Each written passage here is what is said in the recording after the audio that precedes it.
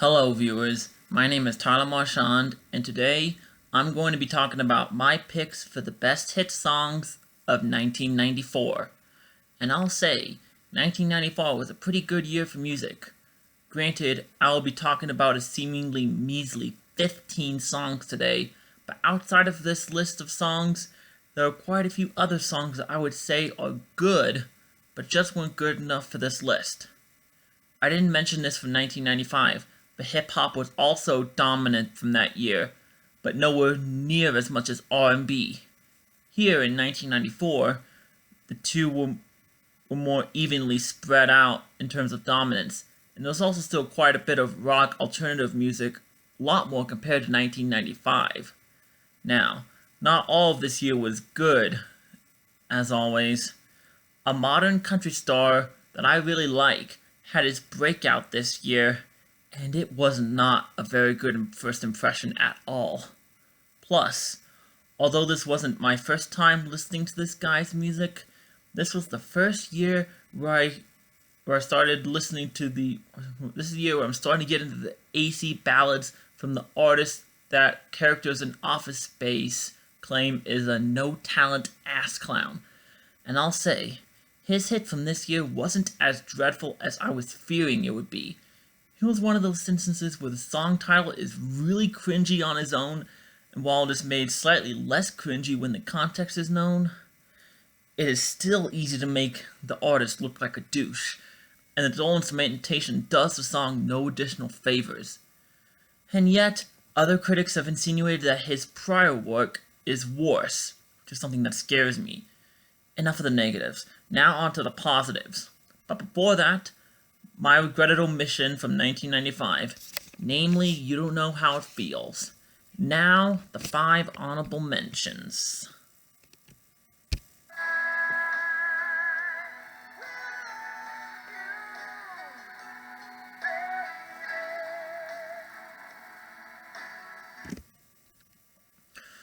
I would have liked to have talked about this song in 1995, give that year a bit more rock, considering that, and besides, it was relatively big for that year. But inevitably, this was its first year on the Billboard year-end charts. So here it is now. And I understand that this isn't as remembered as much of his 80s hits, but still, it would be nice to hear this power ballad every once in a while when Bon Jovi is pouring his guts out to the woman that he has strong feelings for. I mean, I still hear it a bit, but not as much as I wish I'd hear it.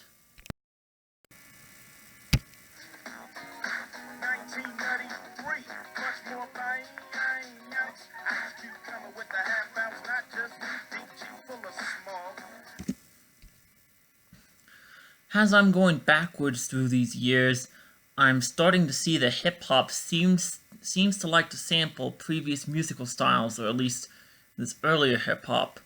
Some of them, these musical styles are more in the rock vein.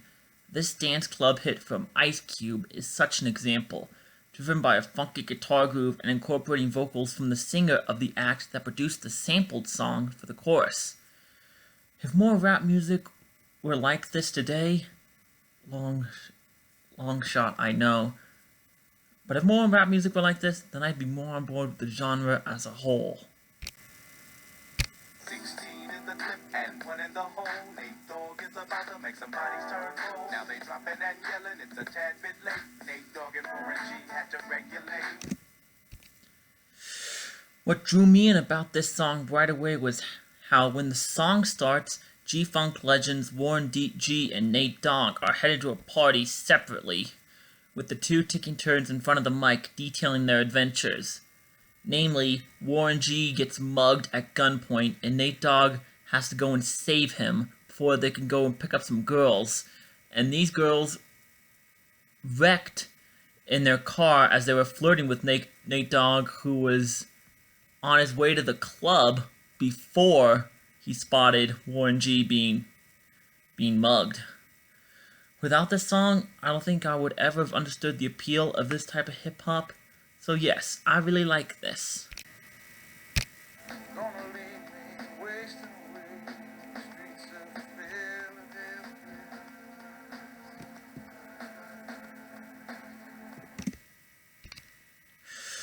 Initially, I wasn't really that captivated by this song, mostly because of the minimalist instrumentation. But when I looked into its background and discovered that this was a soundtrack song to a film about the AIDS epidemic that was prominent in the 90s, then the song clicked for me. The boss is playing the role of an infected individual dying from the STD, with lyrics that detail the emotional pain the afflicted individual goes through, alongside the physical pain from not only the disease itself, but also the stigma that surrounds the disease. I might personally have to look into seeing Philadelphia now, based on if this song is an indication of what the movie's like. By the way, this is not going to be the last time a Bruce Springsteen appears on this list.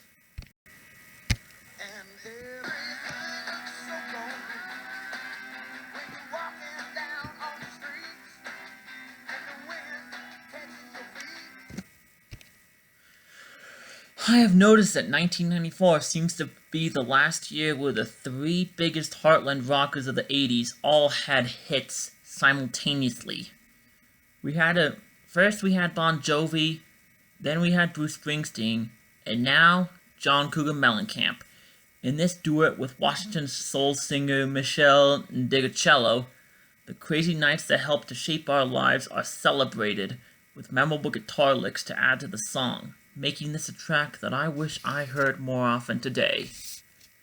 Okay, those are my 5 honorable mentions. What made the best list? Time to find out. Number 10. I guess you can't have a year-end best list in the 90s without talking about Mariah Carey, so here we go.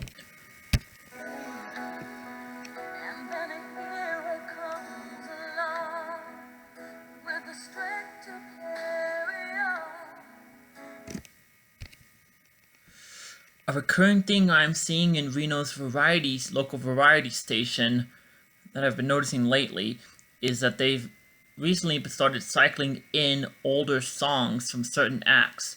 Perhaps the biggest recent examples from my hometown are a bunch of classic rock songs from Billy Joel and Elton John. But there have been a few Mariah Carey songs that have been getting that attention as well. Mainly it's just 2 songs though. They are Always Be My Baby and, as you probably expect, Hero. Normally I would be quick to just dismiss this as another Mariah Carey piano ballad.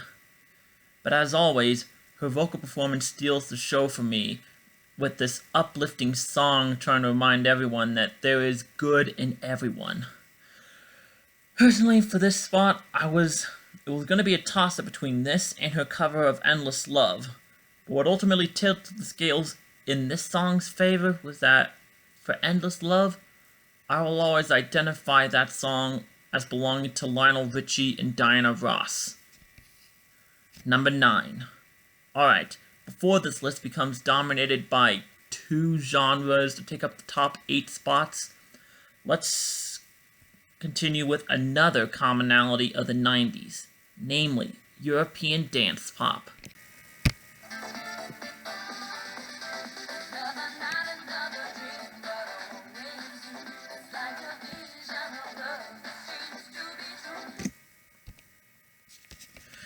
If there was a dance song from the 90s that I wish I heard more often than I do, well, aside from one choice that I will be discussing from the previous year, it would be this song, from German group Real McCoy. This song had by far a bigger impact in 1995, but it's appearing on this list because 1994 was the first year that it charted. One thing I noticed that tends to get a lot of attention amongst people who examine the Billboard charts of today is how long songs stay in a peak position. Sometimes even if it only hits number 2.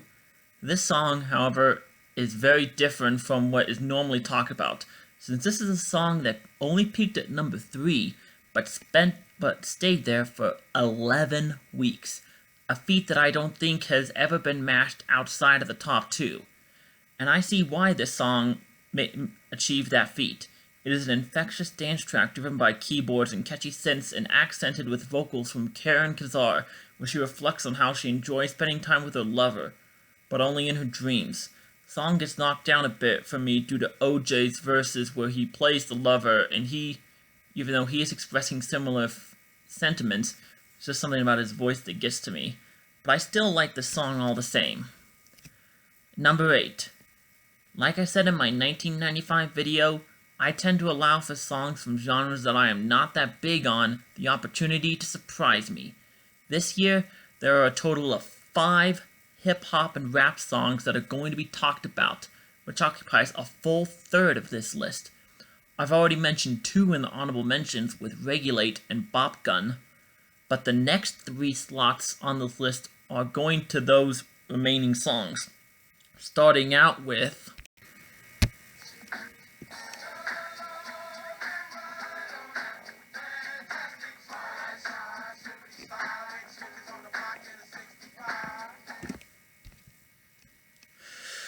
I've mentioned before that I tend to like songs about getting away, and here's proof that that concept can work with rap music.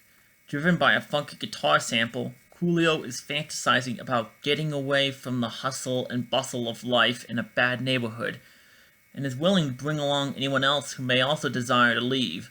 However, I think this is something that is accented in the video. He acknowledges that this is a fantasy, and besides, no matter where he goes, he's gonna have to deal with shady people. Like when he said, it doesn't matter whether you're in Watts or Brooklyn. So, personally, I've always thought that while it is alright for me, it is alright to have music about wanting to get away, doses of reality add another layer which makes songs more relatable, even if you aren't precisely in a bad neighborhood. Which is kind of how I am able to gravitate towards this song. Number 7. I'm all about equality when it comes to making these lists, so why don't we try and find some rap music from the fairer sex?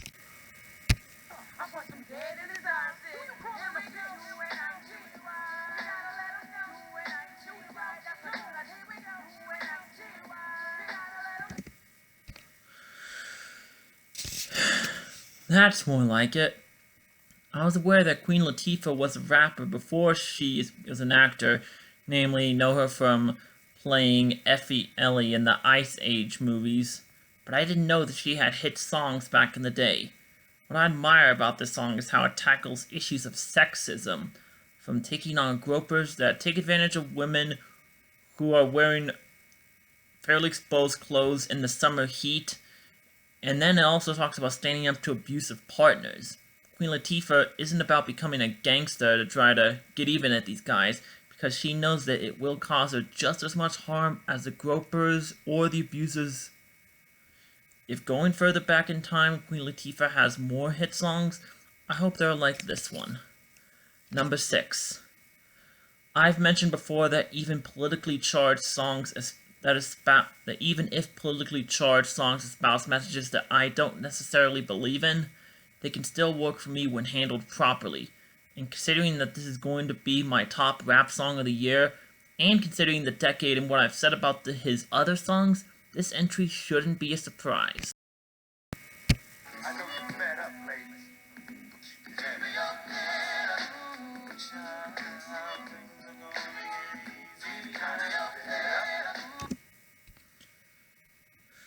I don't really want to discuss the political issue of the song in this video since it is a hot button issue, but if you, the viewer, are even slightly willing to hear potentially different views, then I'll be willing to have a meaningful discussion in the comments section. Anyways, this song proves that just because you may have Y chromosomes doesn't mean that you are forbidden from talking about sexism in the world. Tupac is trying to understand why men mistreat women since, biologically, they come from women. His message to them is that he is with them and asks them not to give up hope. If I had a choice between this song and the bland, similarly titled Andy Grammer song that is popular where I live for some reason. By the way, if you frequently hear it in your locality and you know which song I'm talking about, I'd be interested in knowing where you live that plays it. But anyways, between those two songs, I will choose this one any day of the week. Number 5. Now we are at the part of the list that details songs that are more in my wheelhouse, namely alternative and rock music. Such songs will occupy the remainder of this list, and we begin with the post-grunge side of the spectrum.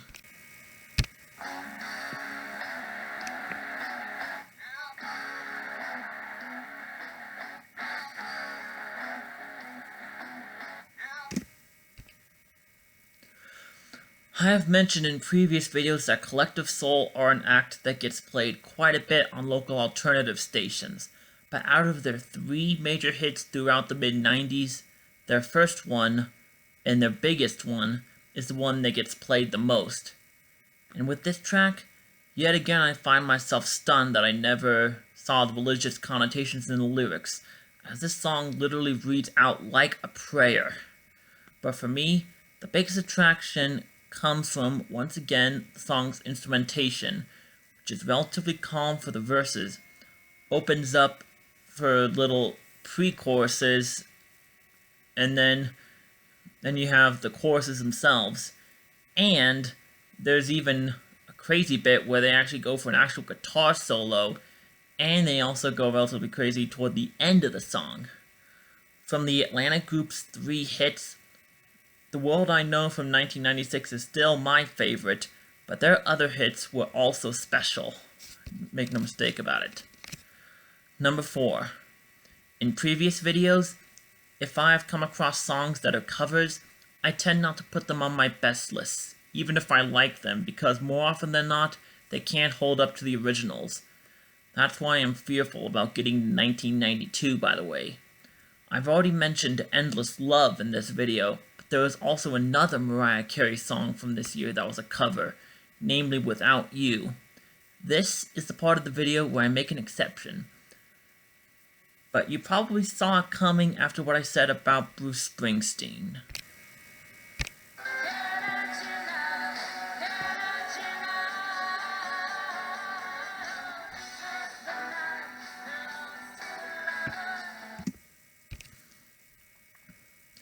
Yes, this song was originally written in the late 70s by Springsteen for Patti Smith, who performed the song in 1978.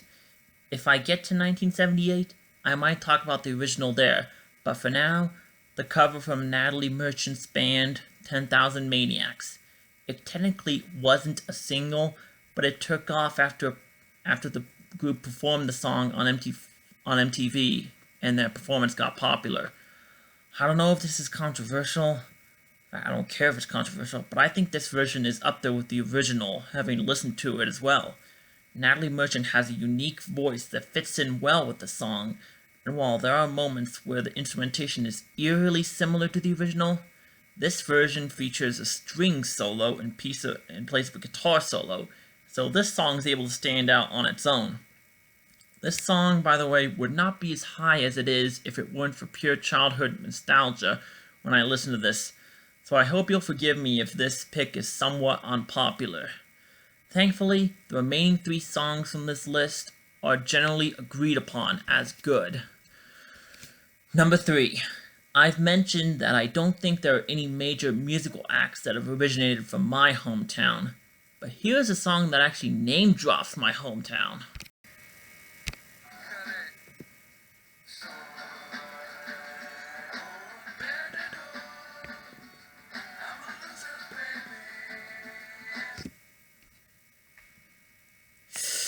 As you can imagine, I hear this song very frequently in Reno, and as you can also imagine, I like this song very much.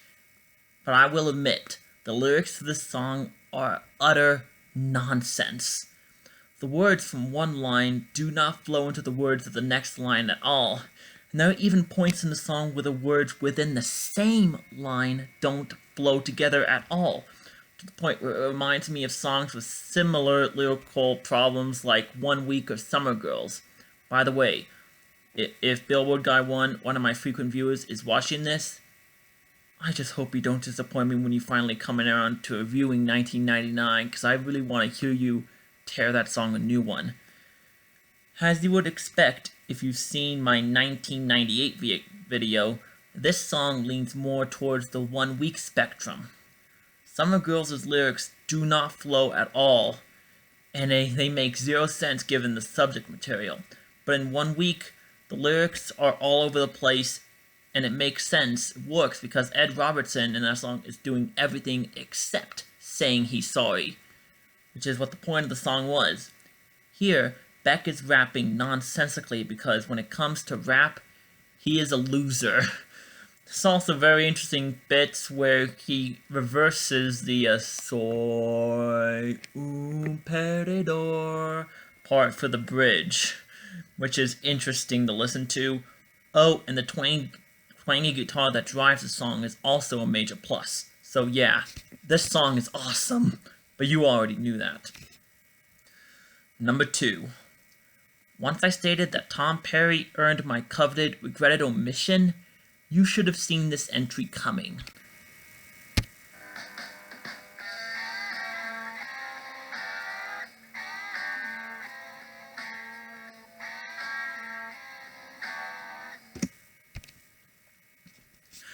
I tend to hear quite a few Tom Petty songs where I live across both variety and alternative stations.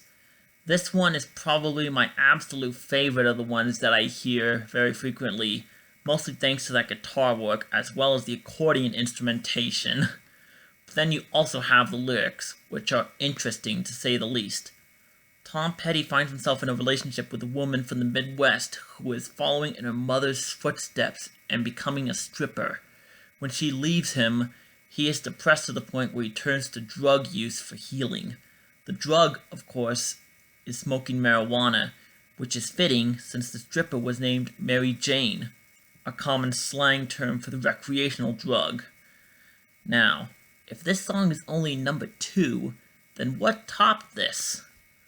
Number 1. This is something that a commenter brought up in my 1995 video, but around this time, songs could become radio darlings but be not eligible for the Billboard charts because they weren't released as actual singles. More often than not, the radio song singles were flat out amazing, get lots of spins even where I live today, to the point where they would have made my year-end list a lot better if they were actual hits. Here is going to be a song that was a Billboard hit, but I regrettably don't hear it much today compared to others from this group.